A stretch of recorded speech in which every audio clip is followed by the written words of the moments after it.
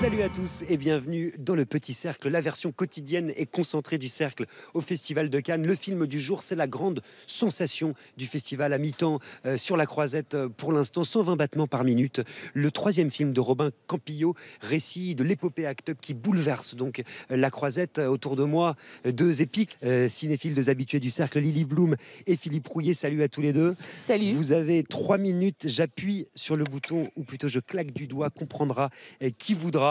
Lily, à combien de battements par minute votre cœur a-t-il été soumis? Des milliers, parce que je trouve le film, alors 120 battements par minute, c'est vraiment un film qui commence comme un film très didactique sur Act Up. On est vraiment sur les bancs d'Act Up, de l'école Act Up, et une fois qu'on s'est attaché à ces soldats de l'amour, à ce petit escadron, d'un seul coup on se met à s'attacher aux figures des garçons qui tombent, de celui qui reste à terre tandis que les autres continuent à avancer, et l'un d'entre eux, on va se déployer dans l'histoire d'amour finale de ce garçon qui est magnifiquement interprété par Nahuel Pérez Vizcayart, et il a littéralement emporté avec lui toute la salle dans un torrent de larmes, une rivière de sang. C'est très bien écrit parce que dans ce début où on raconte effectivement Act Up, il y a un soin particulier pour que les personnages se dessinent. C'est-à-dire que c'est l'histoire d'un groupe et l'histoire de personnages. Et au début, on ne voit pas encore à quel point les histoires d'amour vont se nouer, et ça vient un petit peu, et tout de suite après, des histoires de sexe. Et ça, c'est le côté très fort. Raconter le sida, c'est pas la première fois au cinéma. On pense tout de suite à Philadelphia, aux Nuits Fauves, à Dallas Buyers Club. Quel est le traitement de cinéma est-ce qu'il propose, Robin Campillo? Alors, moi ce qui m'a beaucoup plu, c'est le côté réflexif, c'est-à-dire le cinéma, l'histoire du cinéma et l'histoire du sida, des avancées, des traitements aussi contre le sida, des avancées de la pensée vont de pair. Et là, ce qui est intéressant, c'est qu'on arrive à un point où le sida,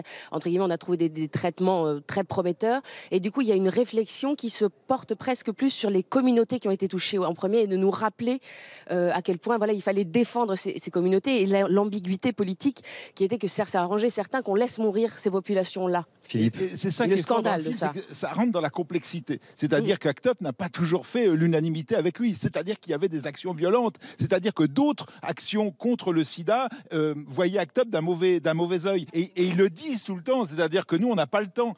Ça va pas. C'est pas acceptable. Oui, c'est pas acceptable parce que nous, on est en train de crever. Philippe, quel plan, quelle séquence, quelle image est-ce que vous gardez de ce film? Moi, je garde la première scène de sexe. Elle arrive au bout d'une heure et il se passe quelque chose. C'est-à-dire qu'on est aujourd'hui dans cette modernité du cinéma où on peut utiliser des scènes de sexe pour autre chose que de dire ils ont fait l'amour. C'est pas ça. C'est qu'il y a quelque chose entre les personnages qui va se cristalliser, qui va se nouer là, et avec cette belle idée que les précédents amants viennent se greffer. C'est-à-dire qu'on parle à l'autre de ses anciens amants et on les voit aussi. Lily.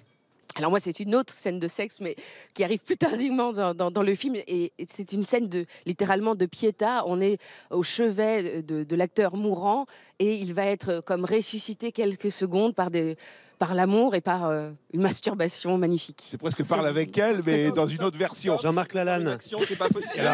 C'est pas possible. Vous ne dites pas la vérité. Ce film, c'est la Palme d'Or. C'est le meilleur film du festival. Donc voilà, il faut le dire. Stop. Merci Jean-Marc, merci Lily, merci Philippe. 120 battements par minute, le film de Robin Campillo qui sera au cinéma fin août avec Adèle Haenel et le formidable Nahuel Pérez Vizcayart. Nous, on se retrouve demain pour un autre Petit Cercle. Pourquoi? Mais parce que tant qu'il y aura du cinéma, on sera là. Et on obtiendra de toute façon les médicaments pour les gens qui en ont besoin.